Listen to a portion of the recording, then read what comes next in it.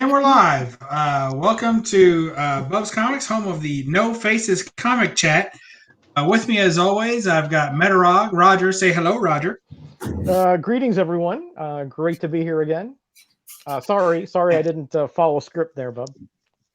Well, that's okay. I'm used to it. And True. And with us, as always, we have DS Comics. Say greetings, everyone. Greetings, everyone. What a team player! Well, if Roger doesn't do it, then I will. But if he does it, then I'm off script. So one of us. That'll work. I appreciate that. I like the way you say it, though. You have good timbre on that voice. Well, thank you, sir. Yeah. Yes, I enjoy his their Jeffrey Tambor. We got Alex the Comic Quarters in the house already. Says I'm gonna try and watch live, but definitely on the rewind while I run. So very nice, thank you. We got Hope Cerebus in the house. Heroes to Icons, Werewolf by Lunchtime, joining us from the great state of Wyoming. Thank you for joining us. It's not Wyoming. And we Area 51. They're coming from all around the ponds and across the borders and all kinds of stuff. Area 51 coming to us from the frozen tundra up north. You saw his video earlier. I think it was today. It might have been yesterday. And he starts off scraping the ice off his car. Oh, boy, is it cold up there in them there hills. And we got Michael Dodds in the house. DS Comics, of course. He likes to watch himself. And we got Lawrence, King of Comicdom. Hey, everybody. And I'm doing this because I keep forgetting. But after this show is over, I believe Lawrence is going to be on Night Tiger's channel for his Why Too Many Comics or Way Too Many Comics or something like that. But they're going to be talking about Golden Age books tonight. And so catch him over there. I think Charlton 66 is going to be on that. So directly following this show, they're going to be picking up. And I want to mention that, and we'll try and lead him in as much as we can. Mm-hmm. If you guys would help remind me, that would be great. I will. Don't worry, because I'm going over there as soon as I recover from this one. I understand. It's a pee break. You drain the dog or whatever you say, and then go over there, right? Park the dog, park myself, and then I'll be watching. Yeah, I'll probably have to catch it on the replay. I usually catch the later stuff on replays because I try and look at my family some as much as they'll stand. We got Metarog's in the house, of course. We got Billsworth saying hello all. So I want to thank you all for joining us tonight. We are the Wrong Way Rubbers. That's our team name for the night. We're the Wrong Way Rubbers. I didn't even ask you two jokers to try and say it because DS would just say, I don't know, something about rubber. I don't know. I didn't really read it. I didn't like it too much.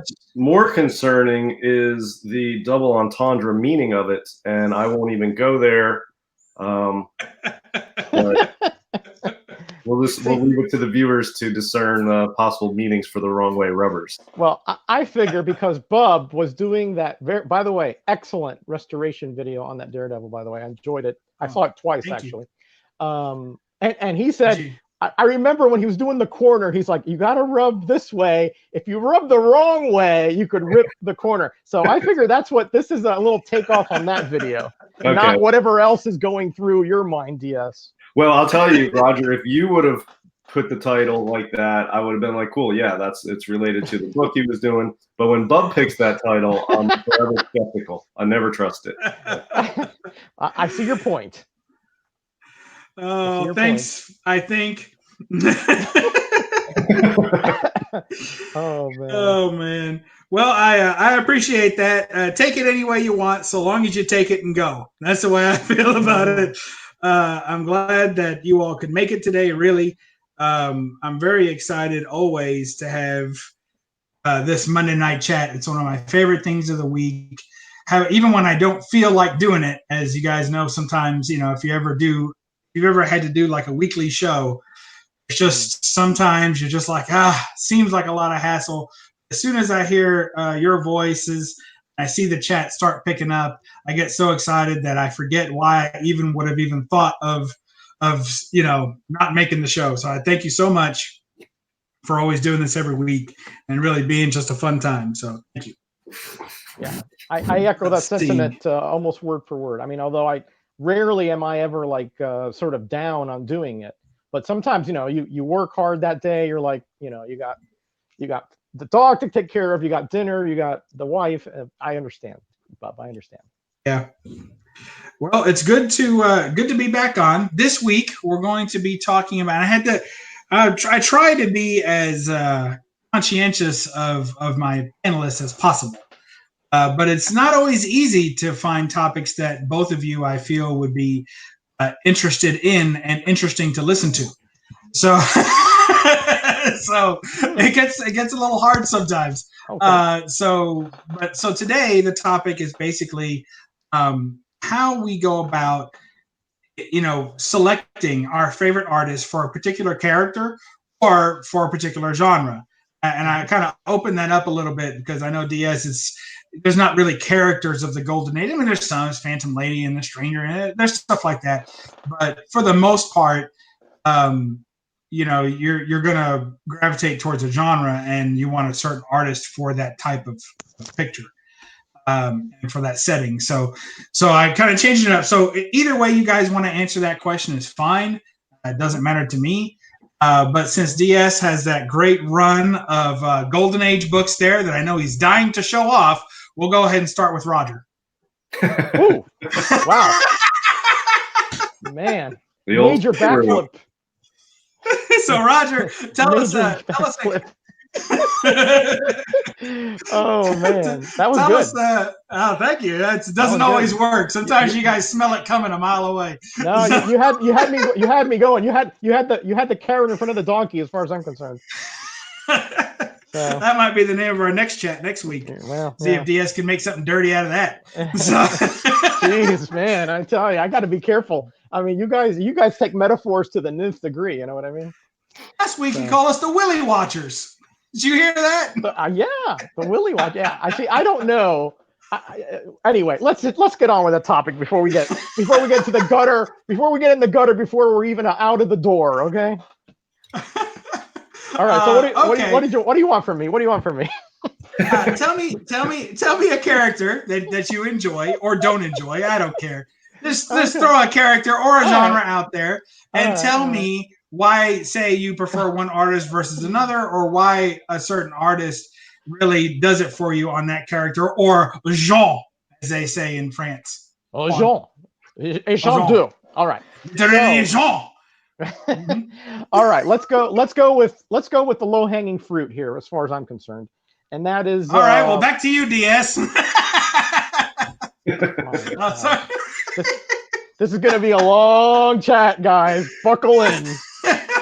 It's going to be a bumpy ride. All right. Go ahead, I'm going to force my way into this one. Let's put it that way. Well, Captain Marvel and Warlock, you can interchange them. And, the name synonymous with those characters, and in my opinion, and many people's opinion, Jim Starlin, right? The characters were not originally his, but he really defined them. He took them to another level. He really took them to the pinnacle of their careers. And I think to this day, most people agree that he is the artist that's most closely associated with these characters. And I agree, especially when you consider Starlin and sometimes he has a kind of a quirky idea about religion and about the ascension of man and things like that. Okay, but you can't deny that his writing is very good and his art is off the chains when it comes to starscapes, when it comes to landscapes, when it comes to anything that to do with space and celestial bodies. Look at this. I mean, look at this. This could be a poster. This could be a work of art all on its own. You have rings on planetary bodies. You have like the star trail that Captain Marvel got after he got his cosmic awareness. You have explosions going on. You have twinkling stars. You have morphing planets. Just beautiful stuff. And even when it comes to ground-based art, is still pretty good. His villains tend to be very blocky and kind of on the large side. I don't know if that is on purpose. You know, the villains seem to be kind of just a little bit off, and so you know they're villains. You know what I mean? You can. It's clear to the reader that it is a villain. But I think that as far as that genre, the cosmic genre, anything that has to do with space or has to do with fighting or has to do with large, shall we say, different alien races, etc., that Starlin is very hard to put anybody ahead of him in that genre. Again, there's Warlocks too. I have all of those, but I didn't want to take up too much time here in the chat because I know we got a lot to cover, a lot of genres, a lot of characters. So that is my first salvo in this chat. Very nice. And we appreciate you showing those books. I got to tell you, the blockiness that you showed of the villains in that kind of reminded me of some of Kirby's hard lines, you know, his square circles, I like to call them, you know? Yeah. Yeah, like even Thanos, see how he doesn't have that much of a waist, sort of kind of up and down, but very thick. And the same thing with even, I don't have the Nitro, but even the Nitro, which was kind of a thin character sometimes. But look at the controller, again, very thick. It's just a kind of a quirk that he had for villains. A lot of artists have their little kind of quirks when it comes to certain characters, and that's just one that he had. I like it. Looks cool. It's really dynamic between the two. Show that. I like that. So, DS, you want to fire off with some of your favorite artists, or at least one of your favorite artists on one of your favorite characters, or comic book genre? Well, I will stick with superheroes, believe it or not, even though I have all Golden Age books in my collection. So I'm not going to have anything to show relevant to what I say here in this. That's okay. Roger probably does. But look, there's more. For me, it's more artists that I gravitate to than superheroes. But when you get a good superhero and one of my artists combining in a book, then it's something memorable for me. And you know, one of the ones that stands out to me is Frank Miller. And I really, if I had to pick a superhero going from way back, I really like Batman. I don't collect any Batman. I have a very narrow collecting style. But Batman is, you know, one of the darker sort of noir characters in the history of comics, which I really dig that kind of theme in my comics. And Frank Miller, his drawing style, even when he was on Daredevil and even on that Wolverine 4-issue run in '82, he brings a really sort of sharp, almost a minimalist approach, very dark noir style to his drawing, especially in the '80s. And that's the stuff that's memorable to me. And a lot of people, you know, Frank Miller is obviously a legend, but a lot of people think he's maybe a little overrated, or they don't think he, you know, fleshed things out as much as he should have or could have. I'm the opposite. I think the way he drew some of these characters in the '80s, it was meant to be very sharp and very dark and very sort of minimalist. He doesn't have a lot of intricate line work in a lot of that stuff, but it has a very dark feeling, the panel layouts and the use of shadow and the angles and the perspectives. And, you know, he wrote a lot of the storylines back then. And it's, you know, that's what I think of when you're like, who drew a certain character that you really, really dig? I instantly think of Frank Miller and the Wolverine, Batman, and Daredevil work that he did in the '80s. That stuff was, you know, right in my wheelhouse when I was a kid, and I absolutely was blown away by it. And I think that's part of what, you know, grew over the decades in my taste and why I like the stuff I do now. I didn't know this stuff even existed when I was reading superhero books as a kid, but I think, you know, I can see the roots of that sort of in a lot of that stuff I read, you know, the Frank Miller stuff. So he's the first one that comes to mind. And then, you know, for Batman, I'll just throw this other one out. Very underrated artist, very good quality, technically skilled, and really has a dark noir style. And it's his covers in particular, it doesn't surprise you, I'm mainly into covers for the stuff I collect, but it's Norm Brayfogle. His work on Batman is phenomenal. And some of those covers are some of the best covers, some of the best Batman covers I've ever seen, but some of the most striking noir sort of I don't know, evocative covers that I've seen in modern comics, and he's really underrated. And some people know who he is, some people don't. I mean, most people in the YouTube community probably know who he is, but most people walking around Baltimore Comic-Con probably didn't know who Norm Bragg-Fuller was. Really underrated, and he has some really awesome stuff. So those are some that come to mind on this topic that we're thinking of. That's nice. I appreciate that. You don't hear old Norm's name too often when talking about Batman. And I think right now too, it looks like Neil Adams is getting a lot of attention on his Batman run, and it's a solid run. I mean, there's no doubt about that. But it really gets a lot of attention right now, I think, as a premier Batman run. So that's pretty cool. Yeah, and I was gonna mention Kirby with Silver Age Thor, because that's not stuff I collected as a kid, but Thor was my favorite character, and I really like the way Walt Simonson did Thor, but it's more of I'm remembering my childhood love of comics. But as I got into the teenage years and I started to explore some early bronze stuff or some late silver at the comic shop, I was blown away by Kirby's art in the Thor comics.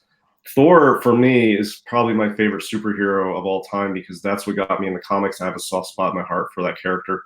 But Kirby and Simonson to some degree as well, although it started to change over time. But Thor was not always drawn with these huge bulging muscles. I mean, initially he didn't really have it all. It was more of his actions and his presence that had like a sort of a godly presence in the stories, and that's Thor is the god of thunder, so of course.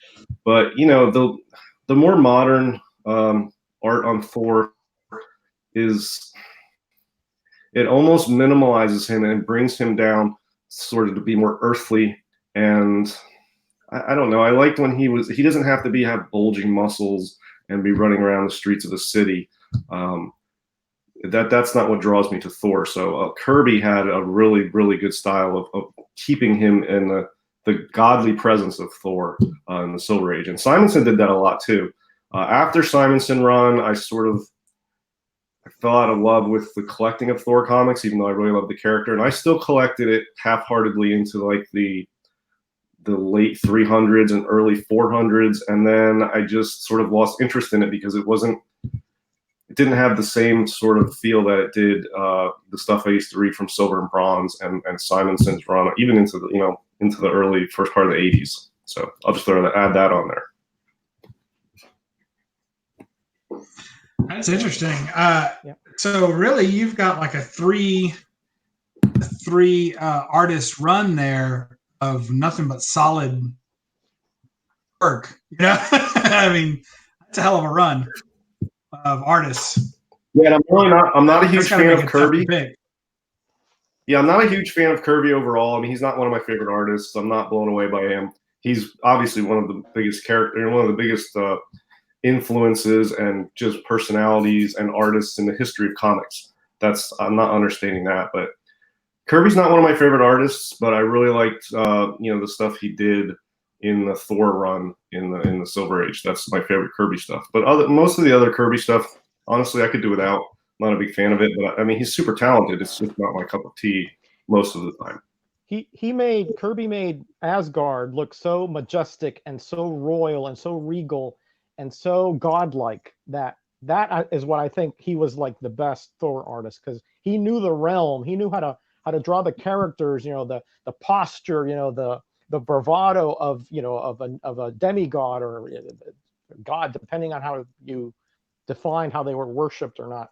So I think that aspect, when he set up that realm, the visuals on that realm were just off the charts good. So I totally agree with you. Kirby, Thor is synonymous to me. Yeah, and majesty, the word you threw out. That's the sort of the word I think I was searching for. The majesty that the artists give to Thor is what draws me to that character. It's not necessarily the gritty, down-to-earth sort of storytelling that you see in a lot of Thor. Like the late Copper and early in the 90s didn't really do it for me. It doesn't have the same majesty like you were saying. Yeah, I totally agree. Yeah, once after Simonson, that title really went downhill. Yeah. Well, I happen to like the little Simonson run there at the end too, and And as a signature collector, it doesn't get much better than that either. So, that's a little extra.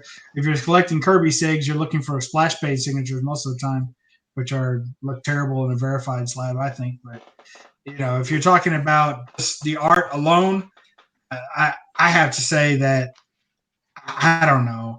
Some of the early, it's hard because my wife might be listening, and she. So I'm a house divided, right? So my mom was a big Thor fan, divided. And when she was a kid, she collected Thor comics in a way. And most of us probably wouldn't say that our moms collected comics, but she would kind of hoard comics from other people, or I don't know, when people had them over, that's what she would gravitate towards, right? So she read Thor comics is the best way to put it. And my wife, she doesn't really care for Thor too much. She always thinks he looks like a little too feminine. Especially when Kirby drew him. And who was that? Is it Buscema? He do a lot of Thor also? Yes. Yeah, right after Kirby and a short Adams run, Buscema took over, yes. Yes, and she's not crazy about Buscema's. She doesn't know it's Buscema, but but when she points at it, she's like, "I don't like that," and I'm like, "That's Sal. You don't like Sal, You don't like Sal, yeah."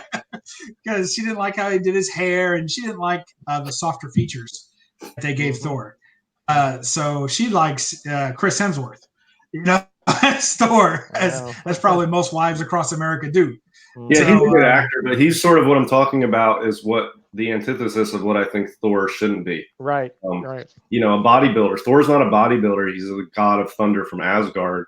It's not about how muscular he is. But Hemsworth's a good actor, and I think he does a good Thor, and I really enjoy those movies. But that's not Thor to me. That's like movie Thor. You know what I mean?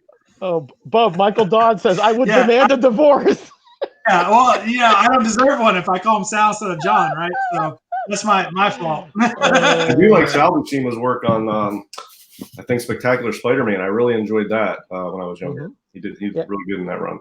He had a good Hulk run and Defenders run, too. Yes, I agree. I like the Defenders team. I think that's a good team to come up, and I wouldn't call it a spec book. I think everyone pretty much sees the writing on the wall for that. But well, I hope it's a spec book. I hope it picks up. I got 3 copies of Marvel Feature 1.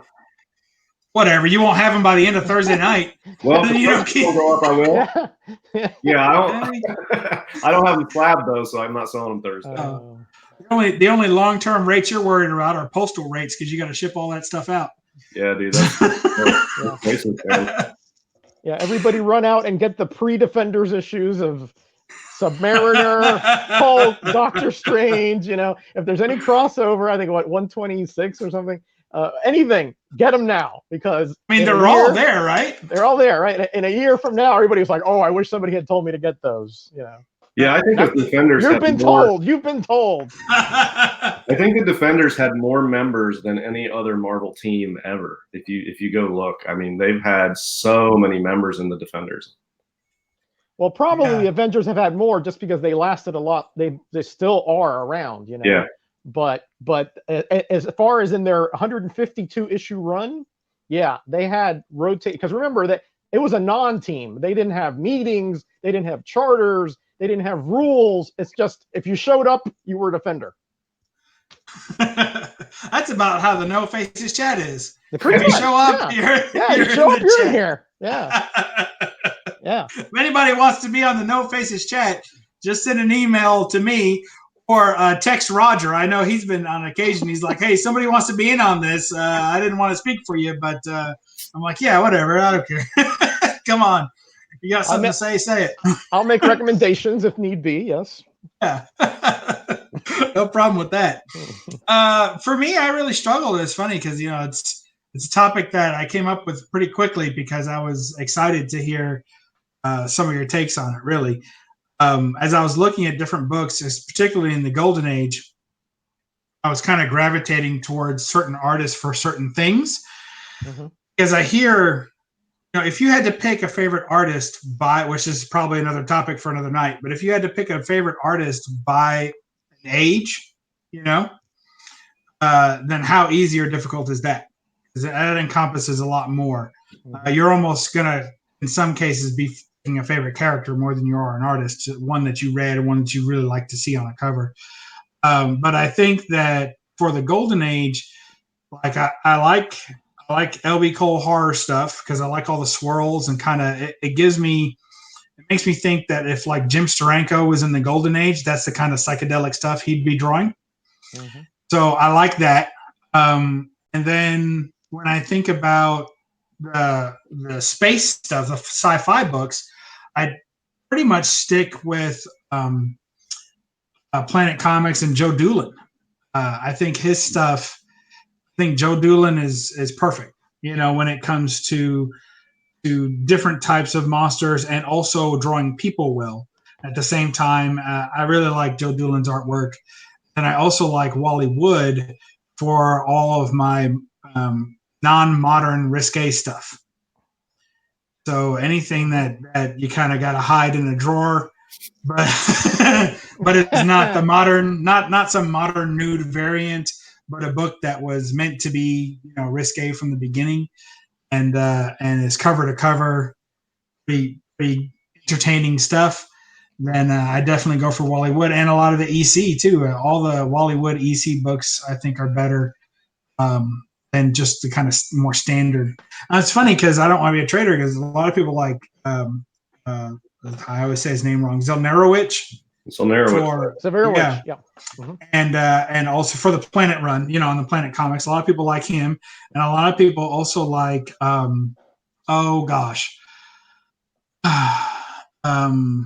what is that guy's Maurice Whitman.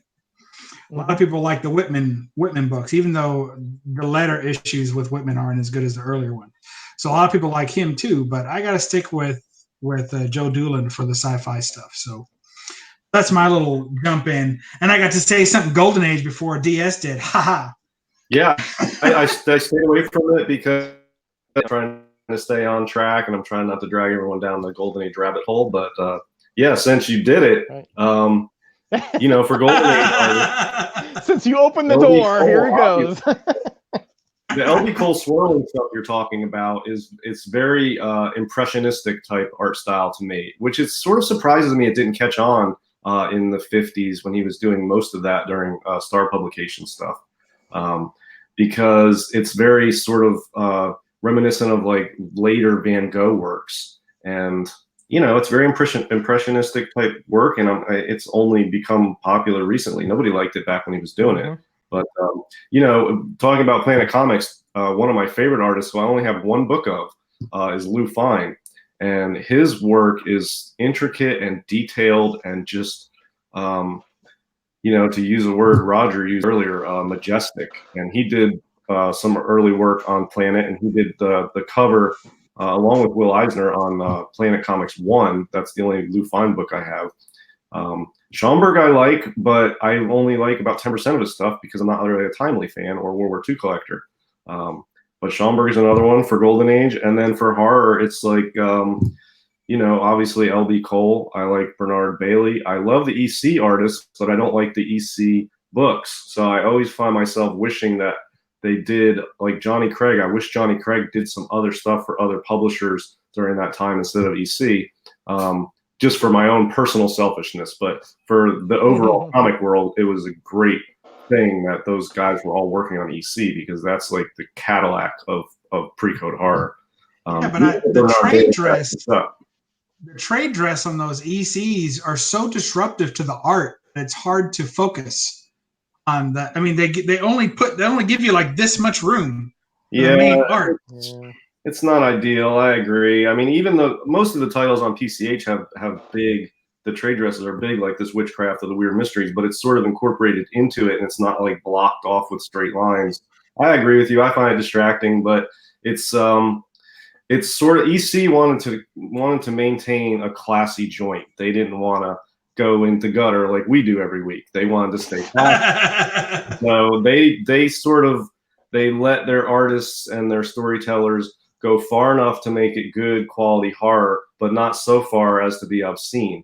Whereas publishers like some of these other ones were just like, whatever, do whatever you want, go as far as you want, like Charlton or Harvey. Harvey let their artists go nuts, and they have some of the most obscene stories and art and covers in some of the Harvey PCH, like Black Cat and Chamber of Chills, Tomb of Terror. Those Harvey titles are off the wall. And the Charlton stuff, there's not as much of it that's horror related for me, but the stuff they did back then was really off the wall. But EC, they sort of stayed classy. They didn't push the envelope, and it's just rock solid, good storytelling, good art, but it doesn't go too far into the grotesque and weird, which is what I'm looking for. But that trade dress also has two things, I don't collect ECs for those two reasons, basically.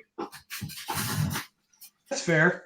I think that on occasion, when you're collecting some of the artists from the golden age that do like later in life some more stuff, you get a little bit more variety out of them.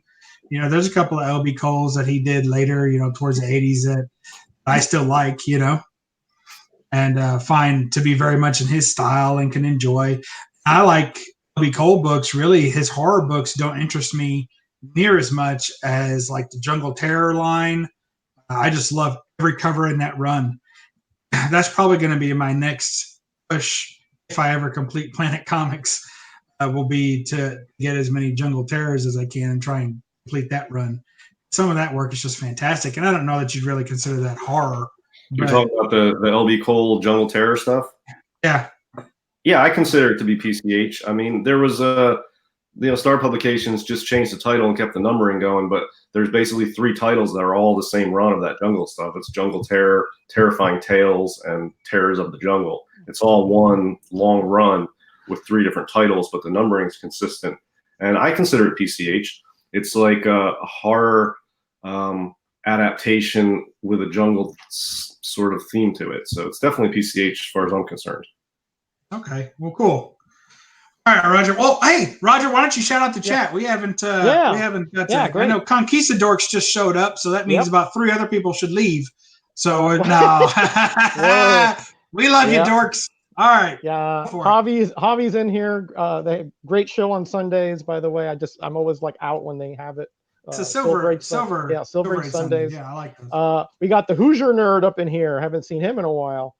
He got a really good haul the other day, video that I saw. Of course, Pope is in here, one of our, consistent supporters. Broke because of comics. Great to see here. Love that name. Love it. Tim, the comic collector. I was on his show last Saturday with Comic Fu. Great couple guys. Michael Dodd. I wanted to shout him out. In fact, remember to watch my show tomorrow, Michael, because I mentioned you in that show, and he's been showing some incredible horror magazines and runs from DC and Marvel magazines. You've got to check out his videos, guys. Sub them up, check out his videos. Jaw-dropping stuff. Mr. Gretzky is in here again, the famous Archie collector, along with Tim, the comic collector, both big Archie guys. Thomas Churchill, one of the nicest guys on YouTube in here. Evan, one of the most knowledgeable guys on here. Michael Dodd again. Jason from Heroes to Icons. He's 5 issues away from a Fantastic Four run. John Byrne's Fantastic Four run. You won't be sorry. Wow. One of the best runs in history on the Fantastic Four. And he's dropping one of my favorite artists I was going to mention next. So go on. John Byrne? Yes. Yeah, that's on my list here too. You said you were going to say Perez. So now you can't have Byrne too. Leave me something, Roger. There's a reason. There's a reason, but I'll leave you Byrne. But there's a reason why. I'll just go on top of you and add to whatever. Who else? I love Disney and comics. Again, Steve, one of the really good stuff he's been putting out lately. My buddy D-Run Comics, George from up in Minnesota. Good to see you here. Let's see. Anybody I miss? Oh, Kenny is back from Baltimore. My buddy on Graders Notes. He got freed. He's out of YouTube jail now. He can go live. Knights of Old, your buddy there on the Golden Guys DS, Mike, and Rod the Rican, who has been doing that great shout out show Coast to Coast on Saturdays. Great, mi amigo de ahí de Florida. And I think I got everybody up to the beginning. Thank you so much. I appreciate that. Nobody does it better than you, Roger. Nobody leave the does day- it don't quite leave the like day you. job. Don't leave the day job, please. That is my day job. Well, You kidding? no wonder you're scrounging for those deals. I'm a day singer at a singles night lounge. Oh, you should be picking up quarter books then. Forget about the $300 books. Oh man. Also in the chat, I just wanted to say thank you to everybody. Overall, we got a few more people jumped in. Evan's here. Jeff Comic is here. 31 people in the chat. That is amazing, guys. You guys are blowing us away. Much better than we deserve. Well, I don't know about that. Well, let's just say we will aspire. We'll aspire to be as good as we've gotten. What about that? That's my opinion, and you can't change it. Roger, as long as you don't talk about John Byrne, I'd love to hear what you have to say about that George Perez. Well, bite your tongue, Bub. Bite your tongue. Hey, he's got at least 2 covers I really like. Go ahead. I'm not that far from Kentucky. I can go over there and tie you up to something. I've been threatening to do that ever since I got to the state. They've been playing banjos every time I walk by the river. I'll melt those slabs into a plastic jail. All right, here we go. Yeah. This is no. Obviously, there's no secret here. George Perez. As far as, and that's what I was going to say, Bub. As far as team books, Avengers, New Teen Titans, and Wonder Woman with all the different characters, all the different Roman characters. You can't. There's nobody. Crisis. I mean, Infinity Gauntlet. If there's a multitude of characters, this is the man you call. It's sort of like, this is sort of like James Bond, right? When it's an impossible mission, when it's something that nobody else can do, when the odds are pointing in against you, who do you call? George Perez, all right? And he'll get you out of any kind of trouble when it comes to a team book, because he can do all the characters, and his real talent is that he makes teams, but he still gives individual props. Not all his poses are static. They're very dynamic, very different. His facial expressions are, again, on point. They're not. He doesn't cookie cutter. Even on long shots, you can see that he puts little details in there. The shape of the head, the torso, everything is just subtly different. But he gives everybody such an individual look in a team book. So, as far as superheroes and teams, I think George Perez, you can't put a front foot ahead of him. Again, John Byrne, I think for individuals, which I'm going to leave up to you, is slightly ahead of him. But when it comes to group shots, when it comes to dynamic action, when it comes to storytelling by the visual medium alone, if you had no word balloons, right? And this is the test of a really good artist. If you had no word balloons, if you had no footnotes, and you just had the art, and you can still follow the story, that is a storytelling artist. That is George Perez. Have a great retirement, George, because you have a career unlike any other. Well, I didn't want to start any trouble, but I've heard DS on several occasions say that George Perez is just a poor man Schomburg. So take it away. Never said take it away, DS. Take it away. The rabble rouser Bub. George Perez is awesome, and he's, like Roger's saying, he can draw a lot of detailed action going on at once, but he's got an ability to sort of like plan it out in his head. I think he's like a Beethoven, like he sees the whole composition before he sits down to do it, and then it flows naturally, and he can create this very detailed, active image with a lot of pieces moving, and he can do it almost effortlessly when you look at it. When you don't realize that an artist is doing certain things that you're looking at, then they've done a good job. When you see Perez stuff, you don't say, oh, how did he draw this or this? Look at this part. It just all fits so good when he does it. And it's detailed all the way into the background. And that's a lot of that's lacking in, a lot of artists' work, but a lot of comic book runs and a lot of stories where the background is sort of, it's an afterthought. And some of the great artists, they weren't, like George Perez, none of the background's an afterthought. His stuff reminds me of walking into a casino and you look and you can't see the other end, but it's just intricate detail and color as far as the eye can see, and it just sort of blends out into infinity, and you can't really tell. And that's sort of the feeling you get. You're awash in the action in Perez stuff. Not my favorite artist, but I definitely appreciate what Roger's saying about it. He's spot on. I appreciate him too. I was just teasing. I think that that you make a great point, because it's very hard to get group shots that look like they were thought out at a time. I think that is one of the reasons. I'm not trying to poke any fun at anybody specifically, but I think that's one of the reasons why. What's that idiot's name? Oh shoot, Deadpool guy. Liefeld? Yeah, I think that's one of the reasons why Rob Liefeld's art suffers so much. It's because nothing looks planned. It's like, I drew a big gun, now I need a hand. Okay, well, now I need an arm. All right, well, here's a big chest. Oh crap, I need to put a head. All right, now should we do legs? Let's do legs. All right, stretch them down, stretch them down. You know, so I think that's kind of, it doesn't look like it started with a plan at all. It looks like it started with a gun, then it just grew from the gun. And I know that a lot of artists may draw that way, but maybe they just have better skill at it. But, yeah, I think Liefeld stuff to me looks like McFarlane started to mutate into Sam Keith, but it was not that way. You know what I mean?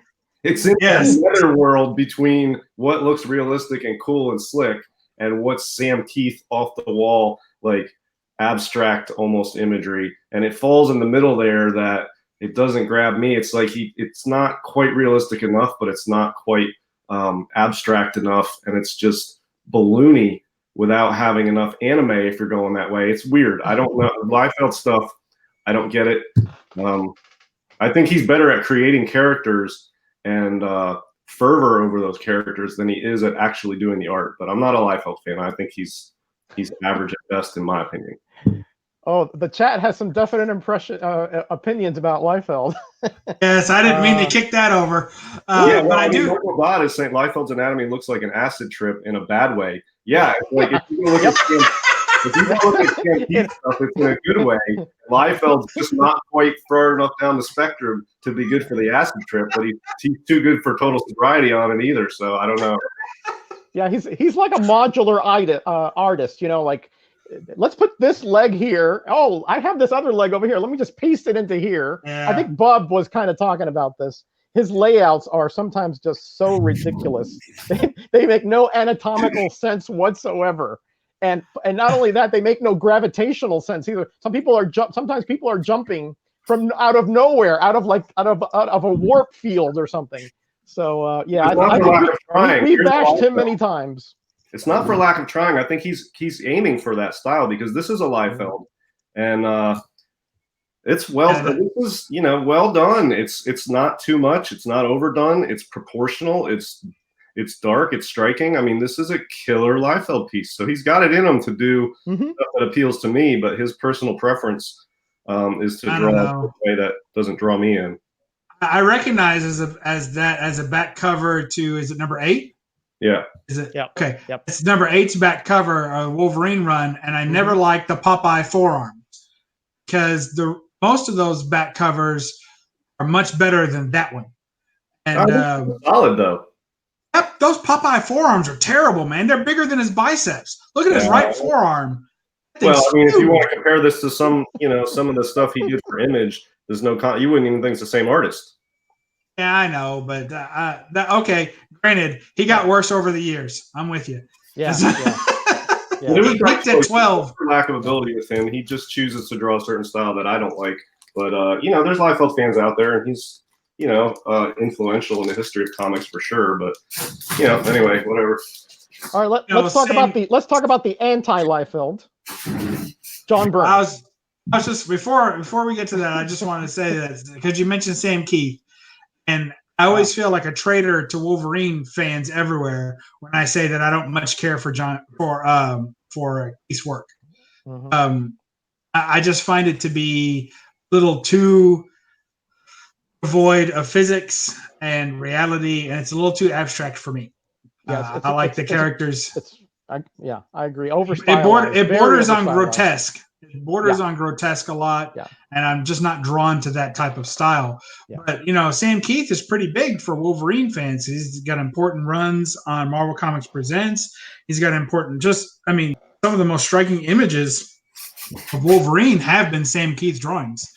But just in general, I don't care for most of them. Some of them are okay, and I can get through it. But for most of them, it's just too much for me. Too far out there. Yeah. John Byrne, X-Men run. I had to pull the books. You guys know it. To me, John Byrne is one of my favorite artists because of two books. Because of his run on, well, I guess his X-Men run, right? Which I think is absolutely fantastic. I think right after really just that, to draw as a Wolverine fan, draw that string of storylines has Wolverine in it so much, and John Byrne just knocked it out of the park.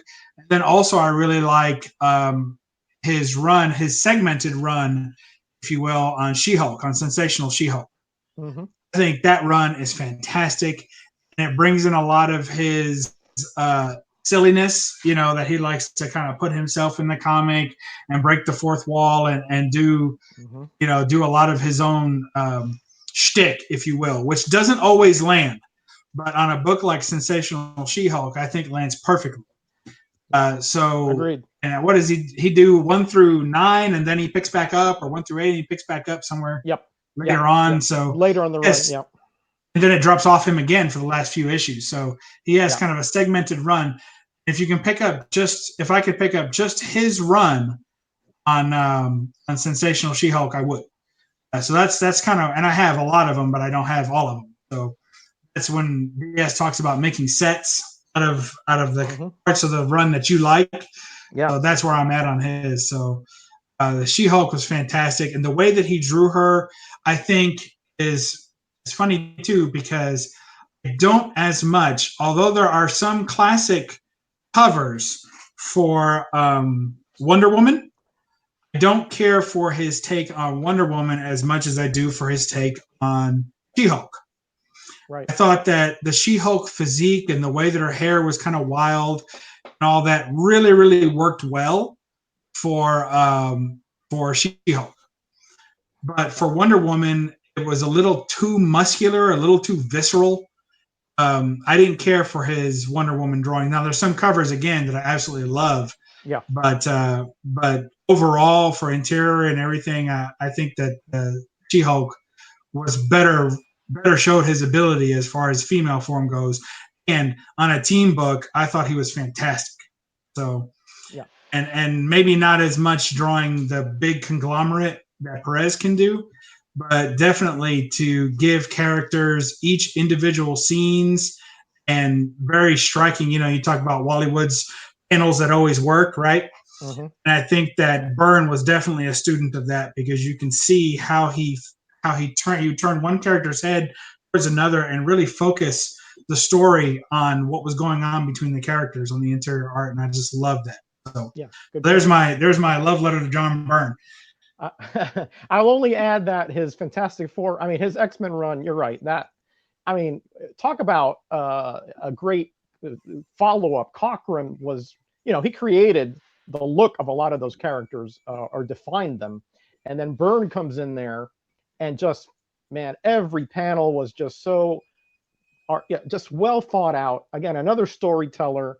The action, the detail in his art is even better than Perez, but he doesn't, like you said, he doesn't do that great, montages as good of the characters. No. But boy, his Fantastic Four run.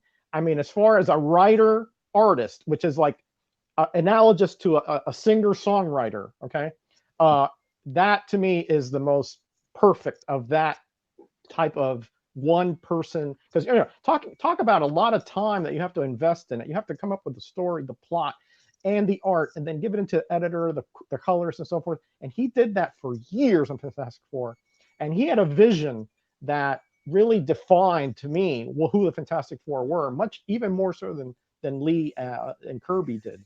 So I think you can't mention Byrne without mentioning his Fantastic Four, because it is, to me, you know, that I forgot what it is, a 5-year run or whatever, Fantastic Four.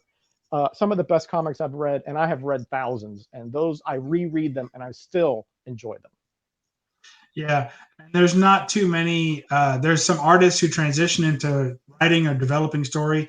There's some that go the other way around. There's very few that do both well. So Correct. I think that's important to note too. We're talking mostly about artists, but I just want to throw that in there too. So, DS, you got any more to throw at us? We can shoot them up or shoot them down. I mean, not really. I just sort of listened to what you guys were saying. You know, I never really got into the Fantastic Four that much. I'm not really that familiar with any of the artists' work on it. So I can't really speak to that. But Byrne's X-Men is fantastic, obviously. And he had such a great, epic run on that book.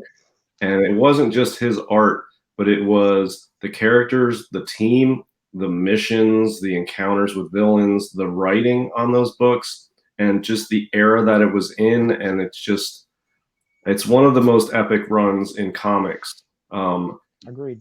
You know, overall, as an entire art project and literary project that was put out by Marvel at the time, is such an epic run. You know, the Fantastic Four of any point pales in comparison for me to Byrne's X-Men run, which, you know, the early FF is huge. But I prefer Byrne's X-Men to any FF, and I've read some FF here and there, obviously, but I never really got into it, so I'm not really that familiar with it. But the X-Men, I love that as a kid. I used to read back issues at the comic shop, and yeah, Byrne stuff was some of my favorite. And you know, at the time I was reading some of these back issues at the comic shop, I didn't know who the artists were until I really sort of became a little more involved in the hobby of collecting and sort of looking, you know, spending money on back issues later in my teenage years. And I found that a lot of the stuff I liked for X-Men, it always said John Byrne on it. So I was like, oh, this guy's really good because all the stuff I like is always him for the back issue stuff when I was a kid. Yeah, that's cool. I too have never been a huge Fantastic Four fan. The only times that I ended up collecting some Fantastic Four covers, because I didn't read much of them, was because I noticed the art. I was like, boy, I really like this art. And then I noticed it was John Byrne art. I was like, well, no wonder. no wonder I gravitated towards this. So it kind of happens sometimes too. So, Werewolf by Lunchtime's got to go to work. Oh, we miss you. We'll miss you, buddy. Yeah. See you again next week. Hope you can catch the rest on replay if you get really bored at work on a 20-minute break that started as a 10-minute lunch. So good luck to you. We'll catch you soon. We got Unruly Simeon in the house. We got Service still here. Metarog, we can't get rid of that guy. So, but good to have everyone who's joined us recently. Thank you for being here. We just had a simple topic tonight, and that's just talking about some artists and some styles that we like and kind of why.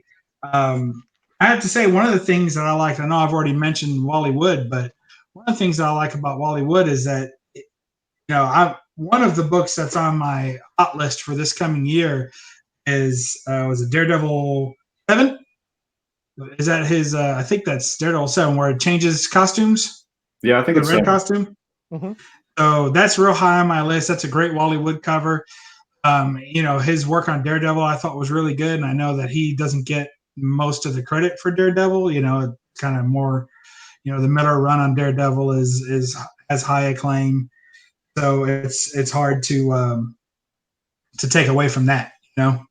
And I think that happens sometimes when you have a really popular artist, any given character, especially when a generation grows up. Like you were talking about having a 5-year run or so on Fantastic Four. I mean, if you're one of the people that grew up with that run, how do you ever break that? You know, how do you ever think that, you know, hashtag not my Johnny Storm kind of stuff? You know, how do you break from that being the artist that you grew up with, drawing your favorite characters? Because a lot of new artists come on the book and they make a distinct point to pull away from what had been done. You know, anytime I see like Batman with 8-inch ears, it drives me insane. Oh, that's just. I know you do. Kelly Jones. Yes. I got into a lot of trouble with that on when I did the show with Comic Fu and Tim, so I won't say anything. But a lot of people were saying, "Oh, I don't agree with that." So I'm staying out of this one. Yeah, I love the longer the ears on Batman, the darker the stories and the art seems to be for me. And that's like, I don't know, I love when it, like, the classic cover of Tech 31 is sort of like that. And a lot of real early Batman is sort of like that, and then they cut it down shorter right away. But Frank Miller at Brayfogel's got some long ears on the Batman. I like Kelly Jones is good on Batman. The longer the better on Batman is how I feel about it. No, get out of here. Oh, I like the long ears on Batman. It's got a more of an ominous look. It's scarier. It's more bat-like. I don't know. I dig it. Well, and that's just the point, right? It's something for everybody in this hobby, in this passion of arts. Everybody gets to, especially if you like a particular character, and you are so in love with that character that you'll love everything that changes with that character. You just absorb it. You think, this is great. I love new stuff. So it's like the opposite for Wolverine then for you, Bub, because you don't like when you have those short little stubby ones like on Hulk 181. And, getting into the 80s, he really sort of became more prominent, those, the wings on the side of his head, so to speak, the spikes. And so you're sort of the opposite on that. I like the original costume for I don't have my Hulk 181 handy, but I have this. That's my that's my reprint. I went ahead and put inside my cracked CBCS slab. Nice. As an homage to my original slab. I'm going to keep it, and I'm going to keep it like that. I'll probably bring this into work. So, but he's got like those little short things there, and it's just, that's okay. Hey, there's a time in Wolverine's history where the art gets so bad. At one point, they take his nose away, like around the Age of Apocalypse time. They take his nose away, and he just becomes like a feral animal with like a bandana. When Sam Keith is drawing him, he drew his hair so wild that it looked like it fit inside the wingtips of his cowl or whatever. I mean, that was just ridiculous. Yeah. Could you imagine if Batman?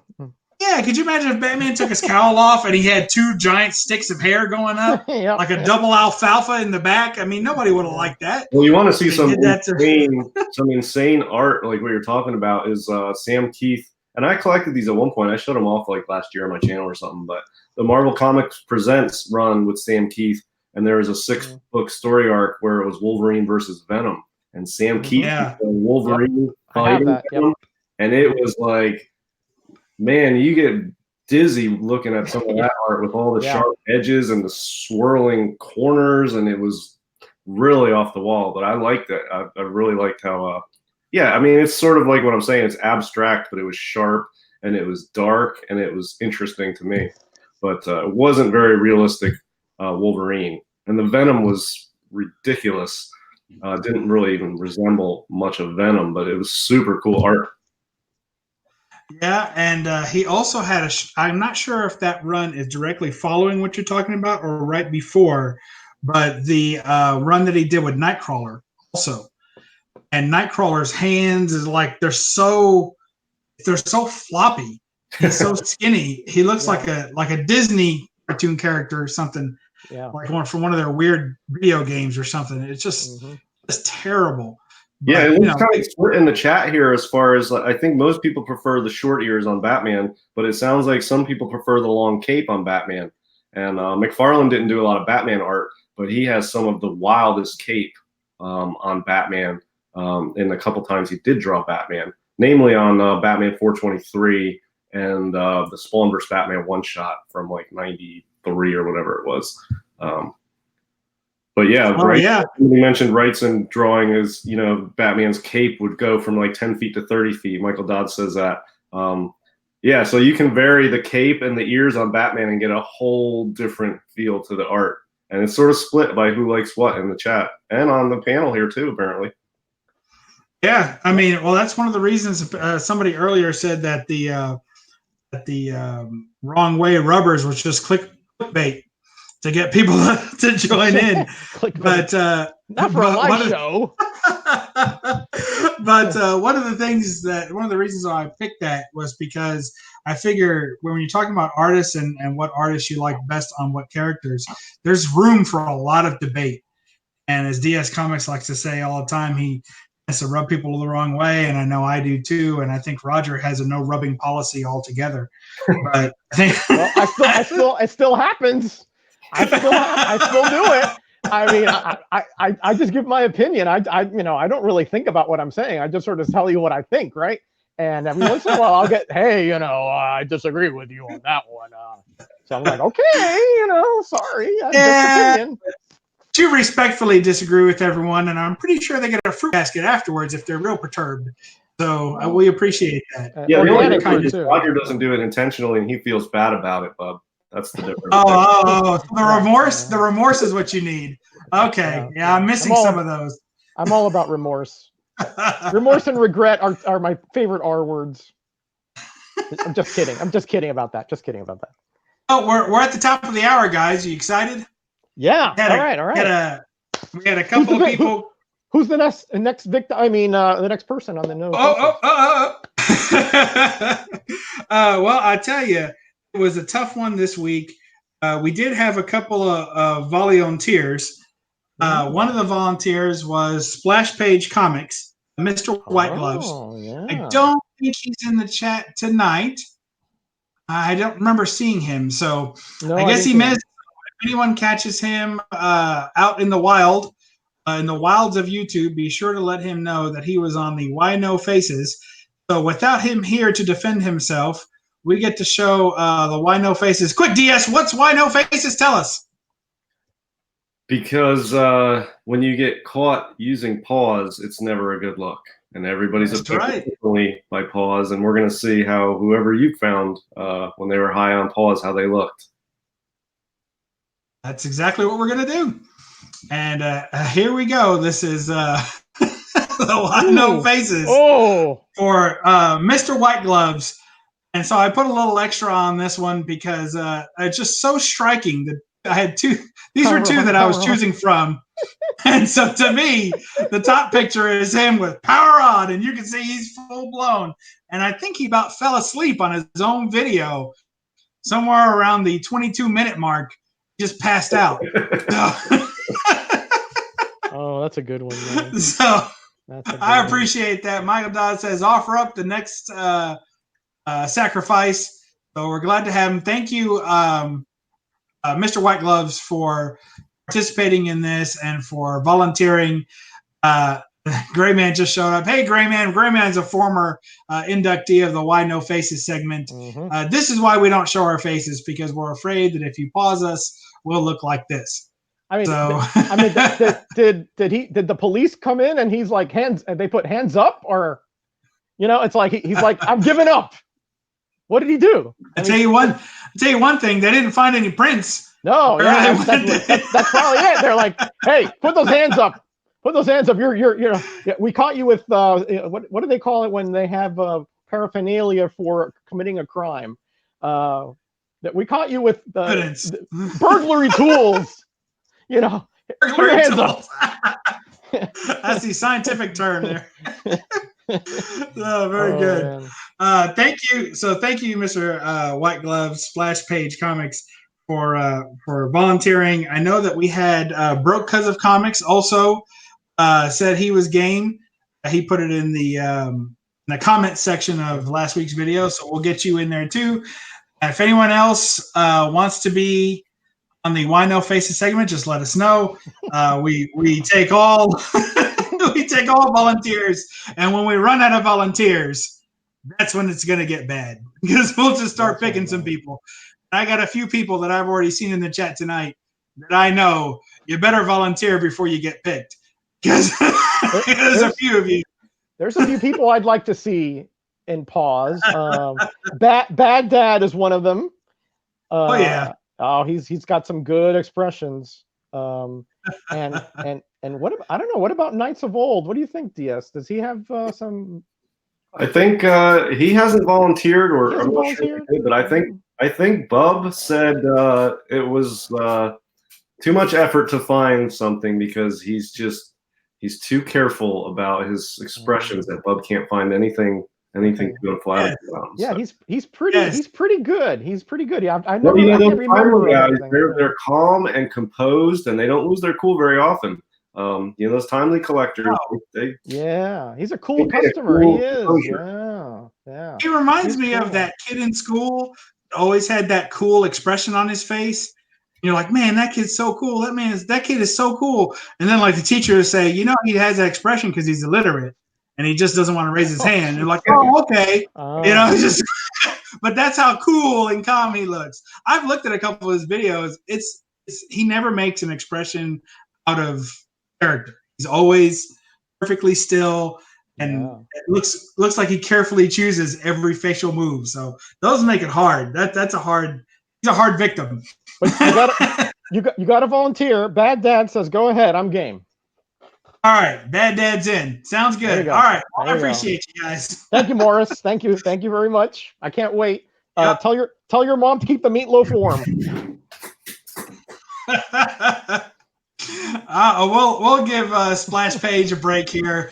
A top picture, I think somebody said looked like he had a leaf blower in his face. Oh, that's a good one. Yeah, that's a good one. That's better than the arrest analogy that I gave. Yeah, I'll give him a break. But thank you. Fun stuff. So anyway, that's our show, guys. We don't have to drag it out too much. Thanks for participating. Thanks for going through some artists that we like. We could talk about this for a week straight, probably. Yeah, we could probably do part 2. Easy. Yeah, every part 2 we've ever scheduled, we've never done. So, so tune in next week for part 2 of the which will never happen. The Which Way Rubbers, something like that. And we'll go from there. But I want to thank everybody for coming out. I want to thank all of our great panelists, of course, and everybody in the chat. Metarog, you got anything coming up that you're excited about, or at least you think we should be excited about? Yes, absolutely. Everything we should be. Every time any one of us does a video, we should support it, right? But I'm going to have a video tomorrow. I'm going to do a special on Marvel science fiction comics of the Bronze Age. Ooh, I like that. There are very few pure science fiction comics, and I'll tell you, I'm sort of limiting it. And of course, Thursday I got the roundup, and then we got the graders notes that night. And of course, I do contest entries on the weekends, so watch for all that stuff. Thank you. We look forward to that. And of course, you'll be here next week, right? You couldn't keep me away. Now, I think I know a couple of good old boys in Mississippi that give me some help. Oh, let me tell you, I got a lot of good old boys around here to protect me too, so it'll be a fight. Let me put it that way.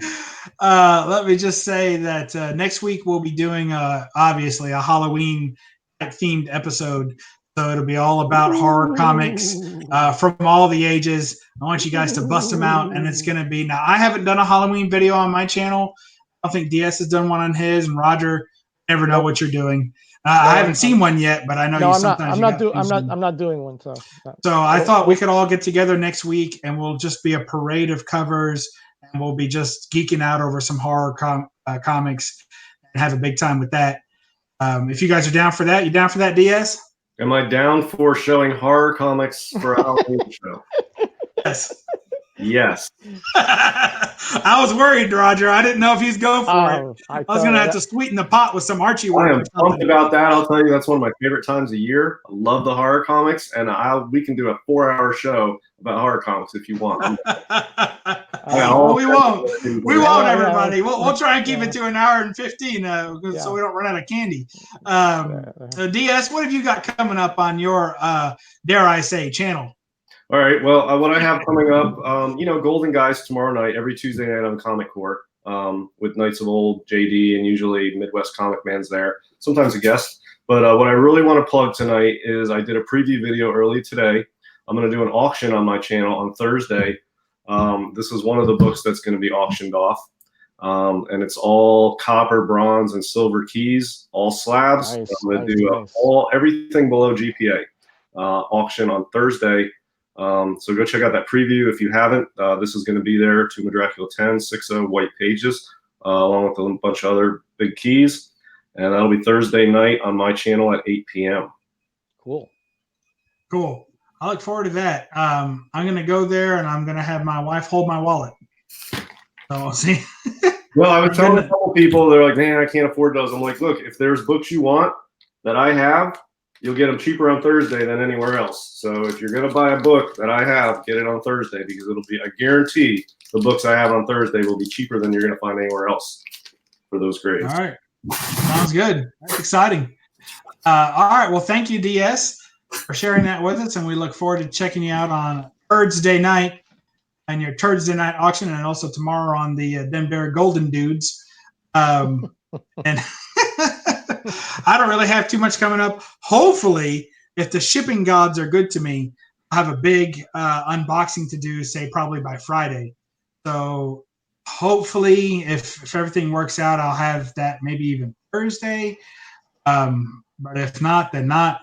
But then we'll go with that. And then I have this coming up, and I'm not doing much right now. I'm just enjoying picking up books here and there and dropping hauls and being on my own show for a change, as opposed to hopping all around.